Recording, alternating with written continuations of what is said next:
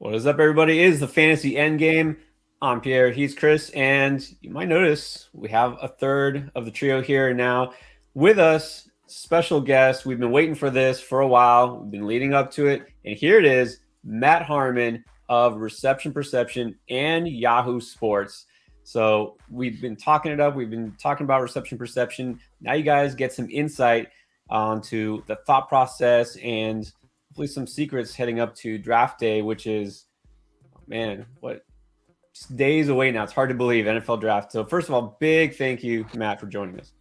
Hey, I appreciate you guys having me. Yeah, it's the draft season feels like it's about 1 week, maybe a week and a half too long. We at least got the Rodgers trade to kind of spice things up. We've got that going on, of course, right now. But yeah, man, I'm ready for the draft. I'm ready to as much as I love this time of year and the show we're about to have and the general who's good at what, what type of player are these guys. I think it's great when we can actually analyze where they fit within the actual team that drafts them, and how do their talents complement their quarterback, complement the skill position players around them. So I'm excited for the draft to be here, but I'm excited to chop it up with you guys today. Absolutely. And one thing I just want to throw out there, because first of all, we say this all the time. If you guys have not already checked out Reception Perception, it's a good time to do that. I know Nate is saying he's a ready subscriber. A lot of our guys are, because we hit them to it. But I think it's interesting timing, because you talk about the Rodgers trade. I noticed that you just put up not too long ago, you have some prospect rankings, and everybody's got rankings, right? We rank the rookies, we rank Dynasty, everybody's rankings, but you have something new now. It's these stacked rankings for the last couple of years. And I noticed that seems to be kind of a trend now, is people not just ranking an individual class, but lumping first year, second year players and prospects. So in our mock drafts, Garrett Wilson is now like a first round pick. And a lot of people just assuming, because Aaron Rodgers is going to be the quarterback. Well, now he is the quarterback. So without giving it away, because I mean, look, they just need to subscribe. Garrett Wilson, are we going to be just ridiculously too high on him because he's got Aaron Rodgers as a quarterback? I mean, the thing with Garrett Wilson, and I love that you brought up the stacked rankings. It's a new feature on the site this year. It's something I've been quietly working on the last 3 years, obviously, because I wanted to get all these classes kind of charted out beforehand. But yeah, basically the stacked rankings are my thoughts on these guys as they were coming into the NFL. So not, okay, how is Garrett Wilson compare from a dynasty perspective right now to where he was with the rookies coming in this year? I have dynasty rankings for that. It's a separate thing, but this is just as individual players, how can we measure these guys, what I thought about them coming into the NFL as prospects to the guys that are coming in this year? And it's also especially pertinent for this season, where we're looking at a class that there's a lot of good players in this draft class, but I don't know that it stacks up. Literally stacks up, right? That's why you call it that. But if it stacks up as much with the classes that just came out there from a top 10 pick worthy standpoint. And I think that, when you look at Garrett Wilson, he's such a great, well-rounded receiver. And coming into the NFL, I had him ranked as a guy that was worthy of going into the top 10. And I think he's been that player so far through his first season. The reception perception data on Garrett Wilson's great. I think my favorite thing about his fit with Rodgers in particular is that you look at Garrett Wilson's route tree, insane high success rates on routes like the slant, the dig, the curl, these in-breaking routes that Rodgers was so automatic with Devontae Adams. Obviously, we think of Devontae Adams in the red zone on those quick hitting plays, we think of the back shoulder stuff, but accumulating a high amount of production over the course of his year, the last few years with Aaron Rodgers in Green Bay and that Matt LaFleur offense. And this offense will be pretty similar to that, I think, from a terminology and a approach standpoint. I think that's where he's going to be such a great fit with Wilson. I will give you guys and your viewers one really good, I think, nugget about Garrett Wilson's perception, and this is in the profile, so you guys might have seen it, but I'll give this one here for the viewers. I think the most impressive note from Garrett Wilson's RP rookie data is the 81.2% success rate versus press coverage. The following receivers have hit 80% success rate versus press in their rookie seasons: CeeDee Lamb, Michael Thomas, Tyreek Hill, Jamar Chase, Justin Jefferson, and Odell Beckham. So that's not a bad list for Garrett Wilson to be on. So it's going to be hard to not get too excited about Garrett Wilson this year. Definitely. And before we get too deep into all that, because you threw out a lot of words like success rate versus press, their success rate on different routes. Not all of our viewers know what reception perception is or know what you do. So we've already kind of, just dove right into the meat, but can you quickly maybe just really explain to the people who are new, haven't looked at reception perception, or like, what are they talking about? Who is this guy? What is reception perception? What's the goal of it? What do you do? And why is it so beneficial for really anybody who plays fantasy football? Yeah, I brought out the appetizers before letting you look at the menu. So reception perception basically is my methodology that I came up with to evaluate the wide receiver position. Back in 2013, really started charting full league-wide data in 2014. So been doing this for almost 10 years now, which makes me feel kind of crazy that it's been that long. But essentially what I do is over an 8-game sample for NFL players and college players, when enough data and film is available, I go in and I chart every single route that they run over that course of the game, how often they line up at each receiver spot. Are they on the line of the scrimmage? Are they off the line? So are they really like a flanker slot X receiver type? That's super important, and I think where everything sort of trickles down from there. So really what I'm trying to do is I'm trying to quantify route running and how often these guys get open against each coverage type, man, zone, press, how often they get open on each individual route type. So where do they kind of fit as players? And obviously it's great for anyone that wants to just know about wide receivers and performance at the NFL level, but I think specifically for fantasy players, it's helpful to know what type of receiver are they. It's when you're putting your draft board together, you don't want a ton of different guys that are all, these vertical receivers that are going to win in sort of volatile ways. You might want to complement those guys with some lower average depth of target, but higher weekly floor, like slot type of guys. So reception perception can help you with that. But really what it's just about is telling you who is good. Trying to tell you early based on like, hey, this is what they're doing on a route by route basis. This player is getting open at such a high level or is not getting open at a high level, which is the one thing I think wide receivers can control because we know production is so inherent on other variables. So can we try to identify those guys early before the volume does catch up? Or is this a guy we might need to worry about because the volume might never catch up because of the skill set or lack thereof that they might have on the field? That makes sense. And yeah, awesome, guys. I'll let you know. I've been a subscriber, I think, for at least 3 years. It's one of the few, if not the only sites I actually pay for when it comes to this stuff because appreciate you. I mean, I know how to get most of the research I'm looking for. So where do they check? How do they find it? Real quick. How do they find it? Where do they go? Yeah, just receptionperception.com. There's 3 tiers of subscription, so I think there's something for everybody. If you want like the full reception perception catalog, every piece of data that I've charted since 2014 for NFL players in the college historical database as well.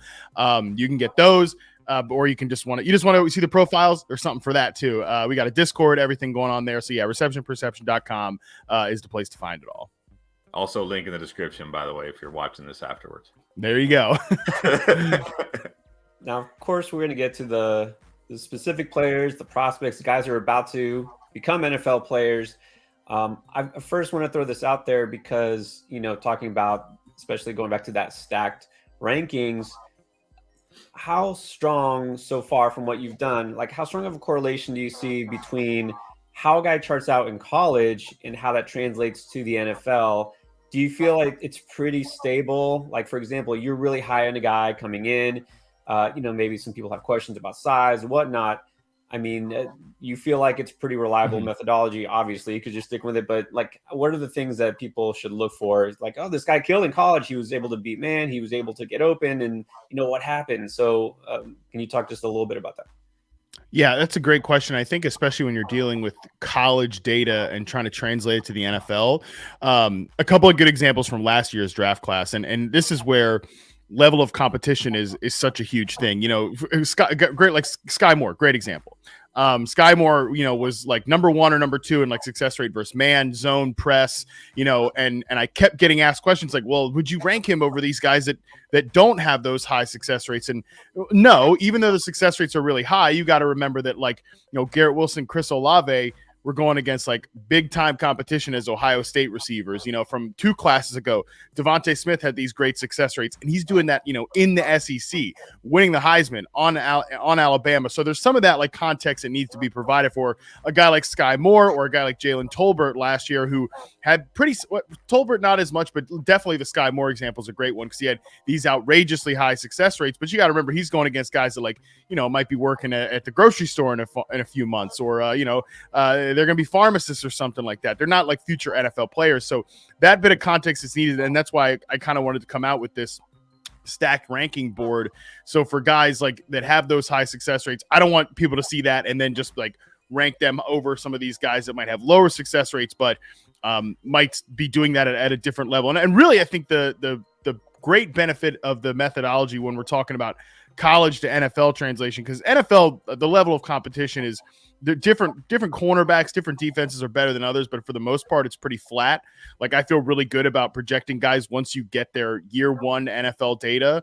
But for guys going from the college to pro game, I think I really want to do a better job about describing what type of player they are, and then again how that fits into like the current NFL ecosystem, so we can better understand them in that way. So yeah, definitely. Obviously, there's always going to be outliers for guys that are playing at the lower levels, which is you don't want to compare them as much to guys that are playing at higher levels of competition. But for the most part, I think guys who are good players in college will go on to be good players in the NFL, especially if they check certain boxes.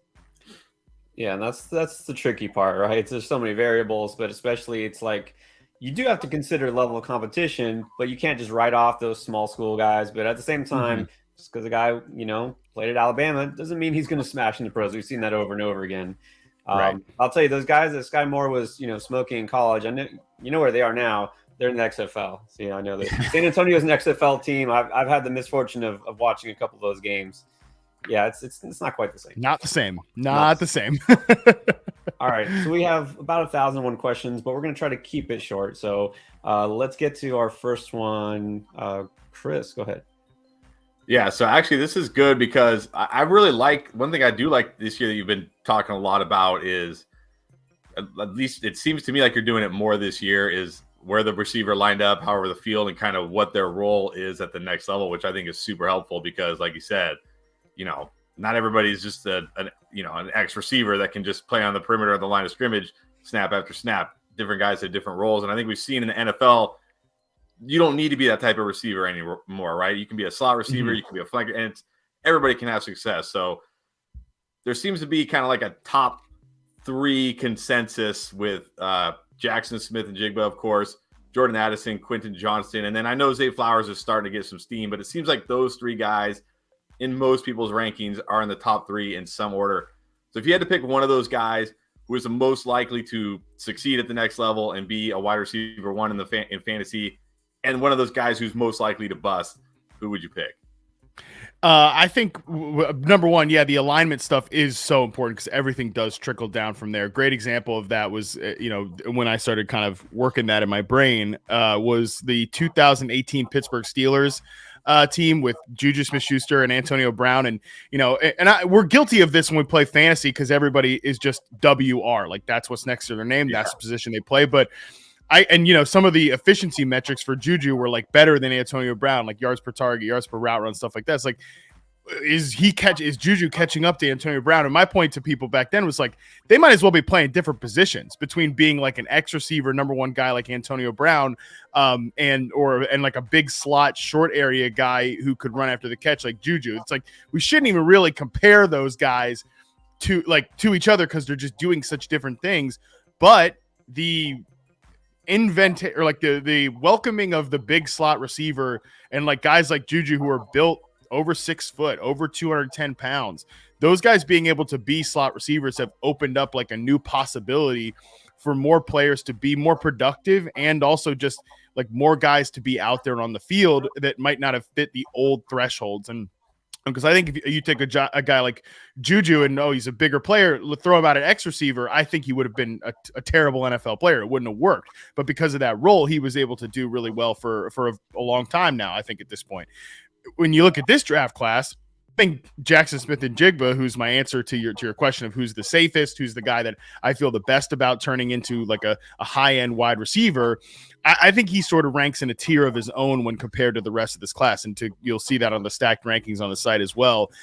I think he's just so good in that slot receiver role. And now that like we're seeing teams really truly funnel their passing game through slot receivers, you know, the Rams are obviously a great example from a couple of years ago with Cooper Kupp. I think that opens up all these possibilities for JSN, but I don't think he's a slot only player either. He's number 2 in the class in success rate versus man coverage. He can beat guys in one-on-one isolation situations, even if you don't see that a ton on the outside.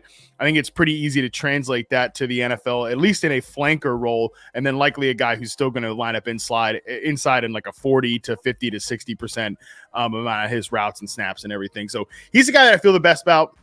The guy I think is most volatile is definitely Quentin Johnston. I actually do rank Zay Flowers ahead of both him and Jordan Addison. I feel really good about Flowers as a smaller player who could hack it out at the X receiver spot. With Johnston, it's really not that I think he will be a bust or like I feel the worst about him. It's just that I think he's the most volatile there because you see some great data on him in terms of his ability to beat man coverage. I think his success rate versus man coverage number would actually surprise people with how high it is, but it might be in like a limited application role. I compare him to Christian Watson from last year. And even when Christian Watson was cooking with Aaron Rodgers last year, the boys, he ain't doing it on like a large sample of routes. You know, he's mostly doing it on go routes, sweeps, slants, crossers, deep overs.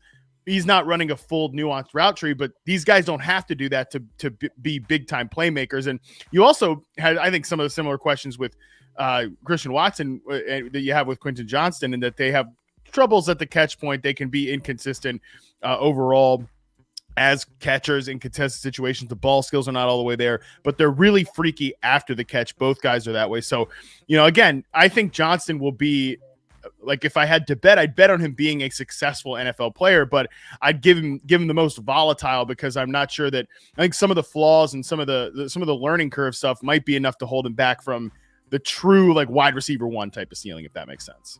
Yep.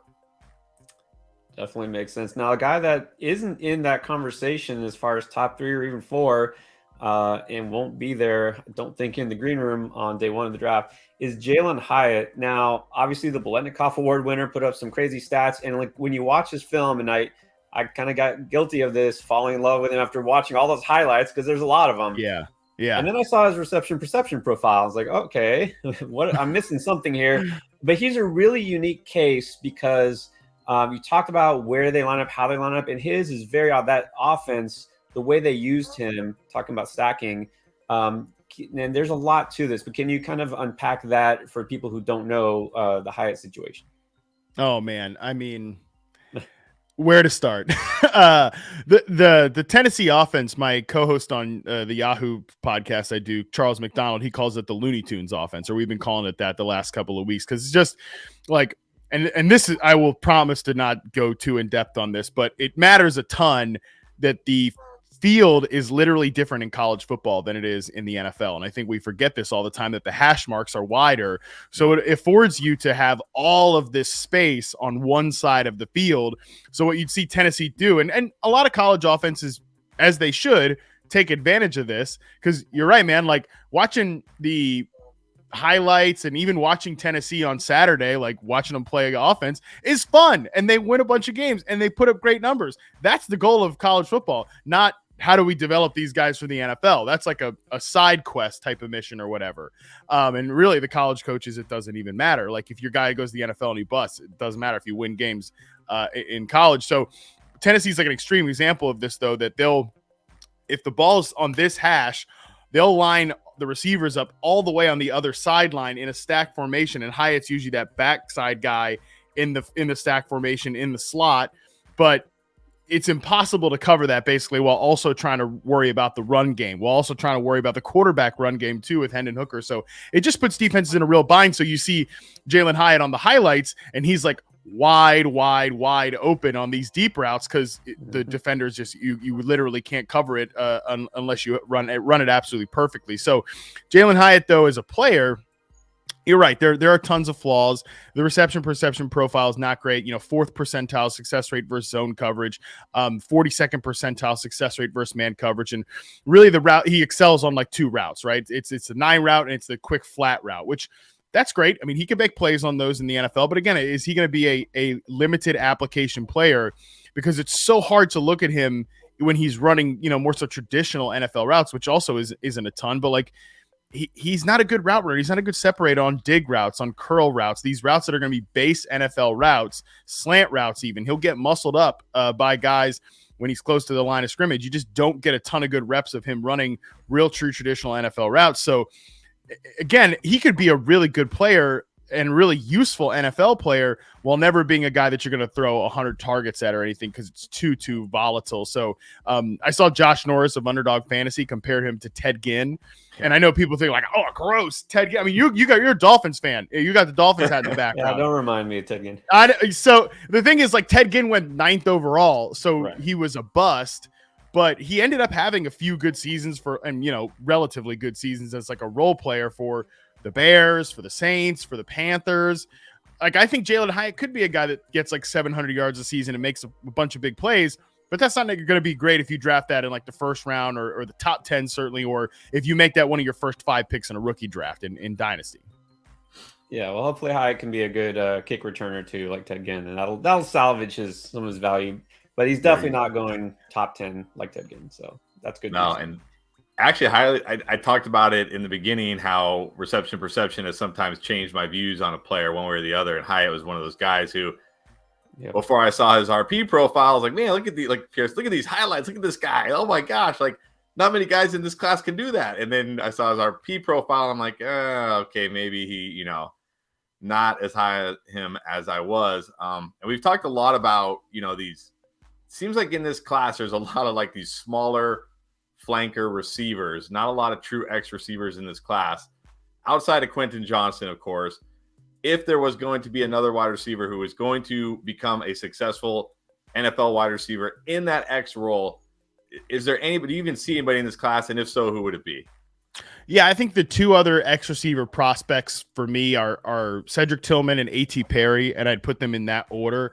Cedric Tillman obviously plays in the same Looney Tunes offense that we were just talking about with Tennessee, but he actually does play as that perimeter X receiver. It's still a weird translation. I'm not gonna slam Hyatt's role and then tell you Cedric Tillman's doing like real NFL things all the time. The guy ran in his reception perception sample, 40% of his routes were curl routes. Let me tell you what, he ain't gonna be doing that in the NFL, right? Like that's not gonna happen. But I think what you do see from Tillman is you see great ball skills. You do get a ton of reps of him tracking balls in contested situations, winning balls in contested situations. You see him run slant routes really well. You see him run like the deep post route really well, corner routes, stuff like that. I like him as his prospect comparison to me, and you'd see this in the reception perception profile. His data looks so much like Cortland Sutton's 2019 season from like the routes he excels on, his projectable role. And obviously Sutton's career went off track and his RP data really started collapsing once he had that ACL injury. He's not a great separator anymore, but that might be a good player comparison for a guy like Cedric Tillman. A.T. Perry as well. He's kind of like the Bud Light version of George Pickens from last year.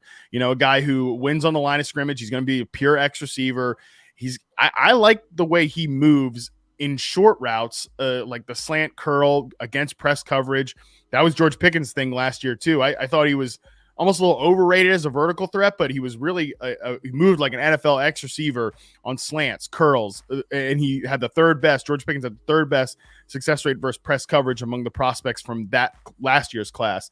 A.T. Perry's not quite that good, but again, sort of like an arbitrage discount version of a guy like George Pickens. So I think he's an interesting player. I want to see where he goes. Like, could he sneak into the 3rd round? Could he be like a 4th or 5th round pick? I'm not sure, but if we're looking for like sleeper X receivers, I think he's a good candidate. Nice. All right. Well, so since you mentioned that, obviously, the draft just days away, finally. I know there's a little vague, but for a lot of guys, you have this perception of them coming in. You kind of know how you feel. Who's a guy who you think, based on their landing spot, is going to shift your views, maybe your projection of them the most, either way, up or down? A guy that you think could really benefit from getting in the right spot right offensive situation, or a guy like, no, this wasn't it. He had to have a favorable spot, and it's not happening. Who's the one guy you think you might be swayed by the most? I'll give you a couple of names here. One that I rank really highly, and I'm really hoping that Josh Downs finds his way to a team that needs a slot receiver. I mean, I love Josh Downs. If you guys subscribe to the site, you know I love Josh Downs. He has the #1 success rate versus man coverage in the class.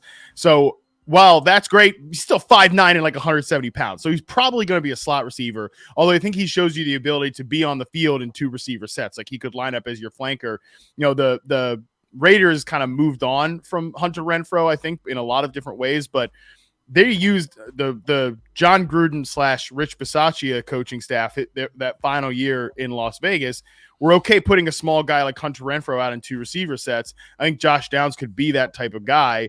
But again, I want him to go to a team with a quarterback that he can have like an immediate connection with. I keep thinking about, the Panthers take Bryce Young. Maybe it's still CJ Stroud, but it looks like it's going to be Bryce Young at the 1st overall pick.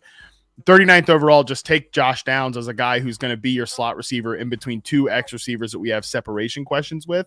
I think he's a guy that, based on where he lands, I could see him being a late first round rookie pick in dynasty leagues.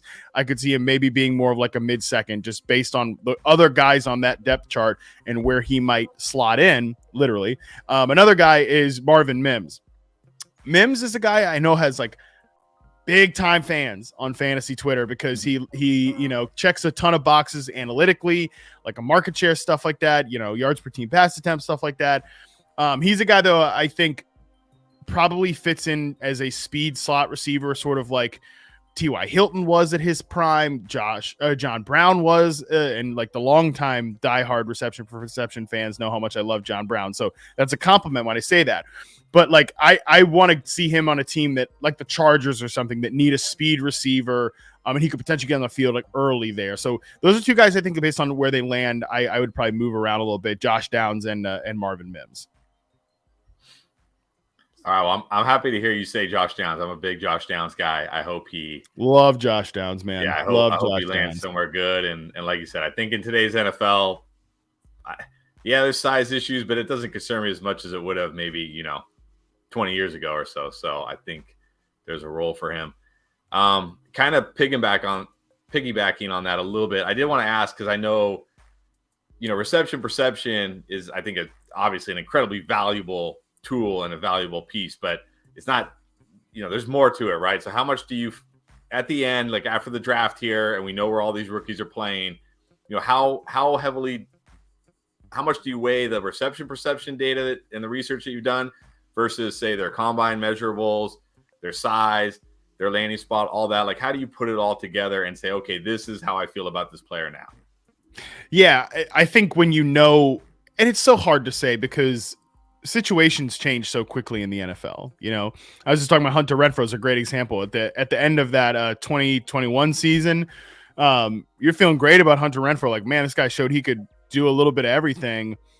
He could be a slot receiver, but then, he can play a little bit on the outside, and he's a great threat in the red zone. And then now, like 2 years later, this coaching staff seems like they don't want anything to do with him, despite the fact they signed him to a damn contract extension. So like things can change in the NFL really quickly, but I think it's at least good to know, again, the depth chart they land on and like the other players, then how those skill sets will fit together.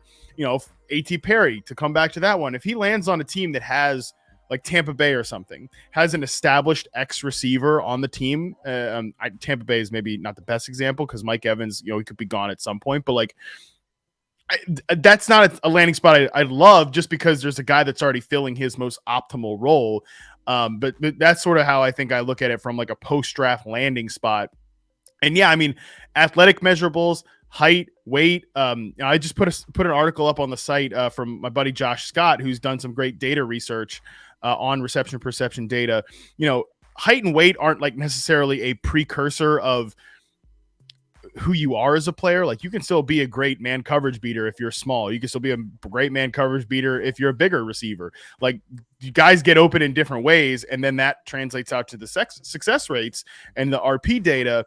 But again, where are they going to fit in from like a prototype standpoint is the biggest thing to me. So it's all, you're right, it's all part of the piece of the puzzle. Reception perception is a big piece because it shows you, what they were doing on the field and like what type of player they might optimally be. But it's not the skeleton key. And I would advise anybody out there that if you hear someone say, go on a podcast, go on a video stream, or see it, on social media, I have the skeleton key to evaluating any position or player, I would you should have a little skepticism of that person. For sure. Naturally. I mean, a lot of things change, a lot of things you can't predict, but this is definitely a good tool to have. And absolutely, we use it to shape our perceptions of things that we don't necessarily know about these guys. I mean, you come in, you look at the film, you see the highlights, right? Everyone's got great highlights from college. That's why they're getting drafted. But you don't see the lowlights. You don't see the issues and the weaknesses, and you see the stats, but maybe you don't look at the game logs. So this is a way to dig deeper at the skills. Like you said, that when these guys get drafted, the GMs, they're not drafting based on their stats. They're drafting based on their skills that will translate to the next level. And that's what you break down. That's why, it's such a great thing. Before we ask a couple more, guys, I know anybody who's watching now, get your questions in. We are going to do a little Q&A there at the end. Have some great questions already. We'll try to get to as many as possible. Throw them up there right now. So, Matt, playing fantasy for a long time, advising for fantasy, you know what people want. The people want sleepers. They want that guy who nobody knows about that's going to break out. Like, I got this guy in the fourth round of my rookie draft, and, he's going to be the next Justin Jefferson. All right, so let's talk about... Glad we set the standards at a very reasonable level. Oh, of course. I mean, yeah, it's that or nothing. Which a lot of times it is. But let's say there's a day 3 guy, right? Someone who we think is going to go, truly under the radar, not even in the top 10, maybe 15 of a lot of these rookie rankings for wide receiver. Is there a guy who maybe there's a chance could break out if everything breaks right? Yeah, my favorite, my guy type, but probably doesn't fit the categories you said, is Jaden Reed, because some people do rank him as a top 10 receiver, but I love Jaden Reed as a guy that I think could really be a breakout player at some point. Couple true day 3 players. Puka Nacua from BYU is this guy that I like. I think he's sneaky. He sneaks up on you, I think, as a tackle breaker, a yak guy.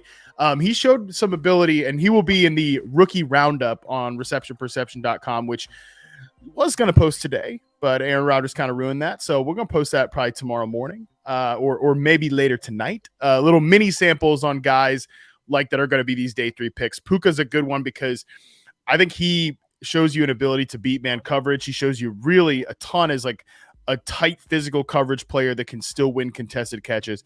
He's a great guy that I think will also probably earn special teams playing time, which I know that doesn't sound sexy for your dynasty leagues and stuff like that, but it helps you stick on an NFL roster. And then you make plays at some point when you get on the field, you earn that playing time. He's a guy that I like there. I also like Parker Washington as a Golden Tate type of slot receiver. I think he's gone way under the radar because he didn't have any athletic testing. But he's still a guy that declared early. He was a really good player behind Jahan Dotson, but showed, I think, this past year, great hands, strong tackle breaker, not like a complete zero against man coverage either. So I think he's sort of like an arbitrage version on the big time slot receivers early in the draft. Like if he goes in the 4th round to a team that looks like it needs a slot receiver, look out for him to be a guy that might earn some playing time because of his toughness, good hands, and his ability to break tackles after the catch. Very nice. That I gotta say, this might date me a bit, but you mentioned his name, so I guess we're both dated here as far as age goes. That Golden Tate comparison piqued my interest. I can't lie. For people who weren't around during the Golden Tate was the stud, man. He was good. So built pretty similarly. Built pretty similarly, and they excel on the same type of routes. Like when you do see Parker Washington's routes on reception perception, when they get up there in the rookie roundup, he's a guy that's going to win on slants, on curls, and those short to the line scrimmage routes. But his big playability, just like Golden Tate, comes with his ability to break tackles after the catch and win in the contested catch game, just kind of like his teammate Jahan Dotson for Parker Washington there. Nice. All right, so. Sorry, I know we're going to get to the comments. I'm kind of looking at the comments as they go. I feel like we have to get to this now. It is because we're talking about recent news and things that just happened. And this kind of goes back to, if anyone who's just joining didn't catch the very beginning, of course, we're with Matt Harmon of Reception Perception, and also works for a small-time company called Yahoo. May have heard of it. Yeah, well, mom and pop shop there. It's like a side hustle, right? So on receptionperception.com, if you check it out, one of the new things that just dropped this week, besides all these prospect profiles for these rookie receivers that are about to get into the NFL, is this prospect stacked rankings for the past 3 years. One guy who was one of the top, for some people, their top receiver last year, and barely played, and now this year, not sure when he'll play because made a bad decision. That would be Jameson Williams. What are your thoughts on him, just generally speaking?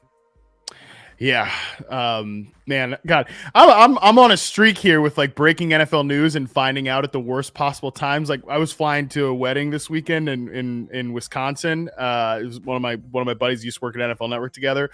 I land, on the layover in Detroit. I run into one of the other guys going to the wedding. I'm like, hey, what's going on, man? Like, good to see you. He's like, did you see the players suspended for gambling? I was like, no, let me check it out. I'm like, oh, it's Jameson Williams, just like a pretty guy that's a pretty big name, highly discussed. It happens as I'm in air, so I didn't even know about it. Man, crazy stuff. Yeah, tough decision there for him. I like Jameson Williams. I wasn't really as high on him from when you compare him to the other players in that class. And the prospect stack rankings are a great one to look at there because I had Chris Olave, Drake London, Garrett Wilson in that order as like top 10 worthy receivers. I saw Jameson Williams as just a tier step back there. So I think from a player standpoint, I kind of had questions about. No, I thought he'd be a really good NFL player, but how is he going to deal with press coverage at the NFL level? How is he going to be would he be a guy that you threw 120, 130 balls at a season? Or was he going to be more of like a very, very upgraded version of what we talked about with Jalen Hyatt earlier in the program, where he's a guy who's going to be a role player. He's going to stretch the defense out, but is he ever going to be a true number one receiver? I think his low success, not low, but relative to the other top prospects, lower success rate versus press would lead you to question that. But again, very good player that I thought was a perfect fit alongside Amon-Ra St. Brown there in Detroit. And it always sucks when you get like a year and a half into a guy's career and you're still talking in hypotheticals about the player because we didn't see him barely at all last year. I was willing and totally ready to write off his entire rookie season as a mulligan. I think we all knew that was coming. I think it was kind of smart for the Lions to never push him out there really at any point, just except for a couple of handful of plays. But now we're going to get 6 games into his second season, and we're still really not going to have a ton of data on him. That's tough. Just a shame that happened because I did think he was an intriguing NFL player, but I did have enough questions about his skill set. Would he ever be a true number one receiver type of thing? Would he ever even be better than Amon-Ra St. Brown? I don't know. I think that's a question worth asking. All right. Interesting. We ready to take some questions from the community now, Matt? You ready? We got some good let's ones. Do it, man. Yeah, I see we've got some good ones. So let's do it. All right, we'll start here with Danny. I know Danny, I'm pretty sure he's a subscriber to RP as well. He wants to know your thoughts on Jonathan Mingo and Michael Wilson. What kind of outlooks do you have on those guys? Well, shout out to you, Danny. I will definitely say these are two interesting players. Jonathan Mingo, great that we just brought up Amon-Ra St. Brown because I think it would surprise people how insanely similar Amon-Ra St. Brown and Jonathan Mingo are from a reception perception standpoint. And I know that Mingo gets like some X receiver hype because he's big, great athletic testing, but I actually kind of see him again, just to go over this. Amon-Ra St. Brown in 2021 or 2020, whatever it was, as a 2021 as a player at USC. Actually, I think it was 2020, whatever. Yeah. Point is, he took 70% of his snaps as an outside receiver. And his success rates at college were kind of whatever, but you can go back and see the profile on the site. I'm constantly like, this guy's a big slot receiver. I think my instincts say he should be in like a Cooper Kupp type of role. That's exactly the role he's been in the NFL. Mingo's success rate versus man, zone, so similar to Amon-Ra and some of the routes that they excel on as well. I think he's a guy that could fit because of the similarities between Jonathan Mingo and Amon-Ra. They could be similar type players in the NFL. Again, if he finds the right role. He's also a great player, a bully ball guy at the catch point in the open field. Michael Wilson's interesting. He's going to be in the rookie roundup as well. So small sample on him, but he shows some ability to beat man coverage as like a really detailed, nuanced route runner. I like his potential. Another guy who I think will be a good special team player and could stick on an NFL roster. He's just been so banged up at the NFL, at the college level. You wonder how he'll be at the NFL level, but I do think he's a nice sleeper if he lands in a good spot on day 3.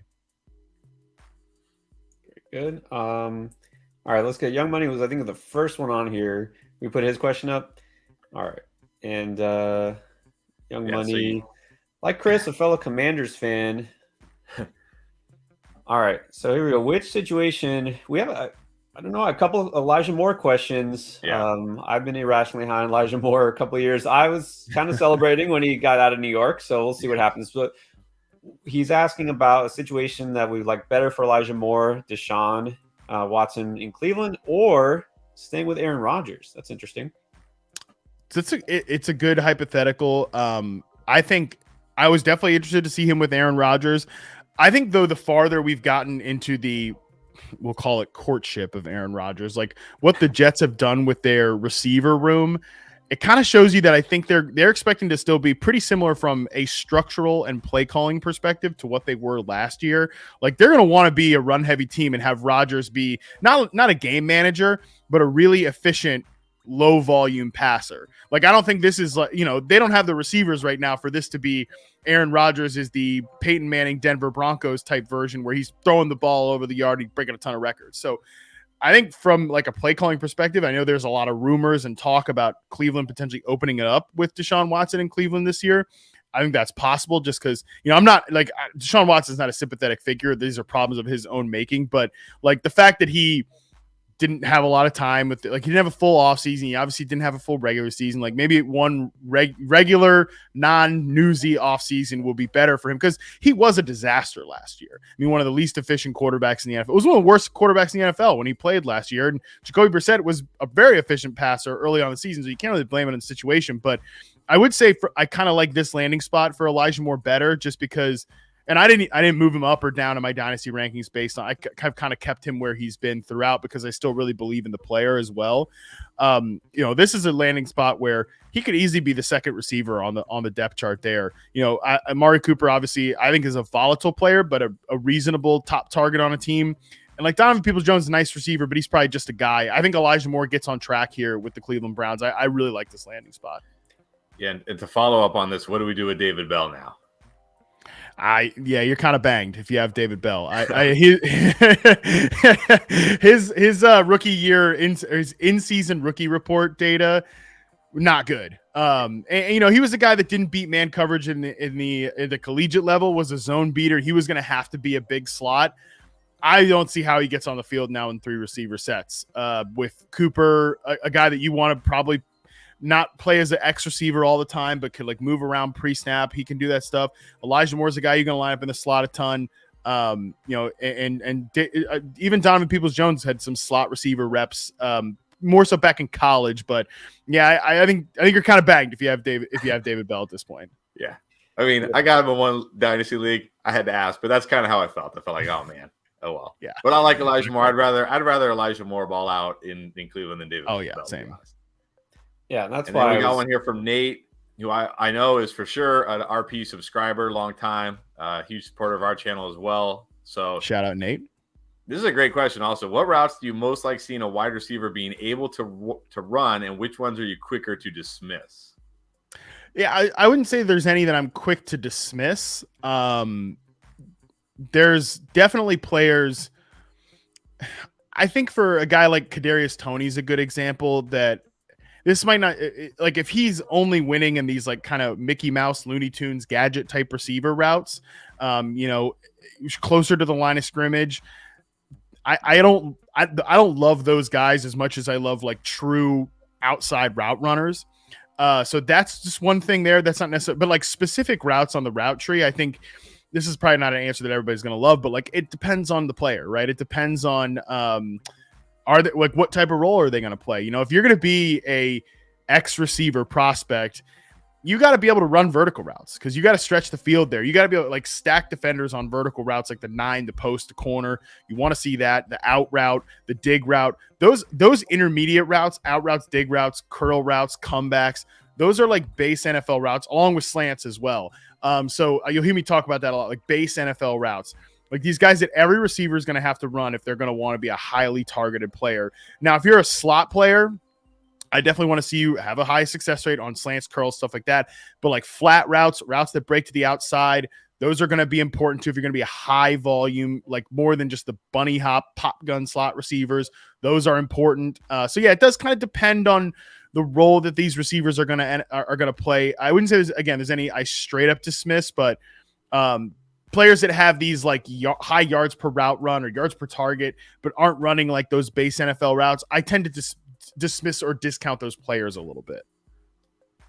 Makes sense. That's the thing is even as great as RP is with those profiles, it's about getting the player in the right situation. Is a team in the offense going to use him and what he's good at? Is it going to be a right match? And is he able to do the things he's being asked? Which makes me wonder, before we get to our next question here from the viewers, how much do you think that NFL teams actually use this type of data when they're deciding whether they select a receiver? Is it purely fit? Is that what they're looking for? Or do some teams just like, look, this guy has the athleticism, he has what we want in a receiver, we can make him fit our offense or we can work around it? You know what I mean? Like, not that you're obviously an NFL GM, but how much do you think that they really take that into consideration? Well, I think it's a ton, actually. Like, you see these reports about like, oh, this X team only has 120 draftable grades on players. But we all know that there's going to be more than 120 picks or 170 picks in the NFL. But some teams will straight up cross a guy off their board, even if they like a player, because they don't fit the offense or defense that they run. Like, this is not a receiver example, but Joey Porter Jr., the cornerback for Penn State, like, he's a big physical press man coverage corner. But if you're not running a press man coverage defense, you're not running like you're running a zone based, some cover 2 stuff. You're not going to draft that player probably at all, but you're definitely not going to draft him in the first round, right? So you might have like a 3rd round grade on Joey Porter, despite like watching him and just being like, yeah, he's a damn good player, which is why those of us that are doing it on the outside, it's harder for us because you're having to stack guys like Josh Downs against Cedric Tillman. But if a team has a high caliber young slot receiver that they're committed to, they're not going to be interested in drafting Josh Downs, especially where he goes. But then on the flip side, these guys that have the X receiver position solved, you're probably not going to want Cedric Tillman. And receiver's a great example of this just because like those 2 guys I described are so different, right? You want to build your wide receiver core. I've heard like Daniel Jeremiah say this. You want to build your wide receiver core like a basketball team and have a lot of complementary skill sets. So yeah, they're definitely, I think definitely teams look at it from a fit perspective. Maybe at some point, like it gets late in the draft, like this is not going to happen, obviously, but a guy with like Quentin Johnston's upside, if he was to fall to like the late 2nd or early 3rd round, maybe a team that wasn't interested in like drafting a big X receiver, they were looking for a small slot guy. Like he fell to such a point, they'd be like, all right, forget it. Like, let's just turn to the card. But for the most part, like teams have thresholds and teams have positional requirements based on the offense and defense that they run that they're not going to stray from. Makes sense. And then you have time for one more? Yeah, let's do it, man. All right. Henry's asking, question we all want to know the answer to. Who has a better season in, I guess, 2023, Garrett Wilson or Amon-Ra St. Brown? Who, if you had to bet on it, who would you bet on having a better season? That is a great question, and I'm gonna struggle with that. I'm gonna struggle with that one for sure. I wish I had already done my projections, but obviously I've not. I've been in the charting dungeon for too long.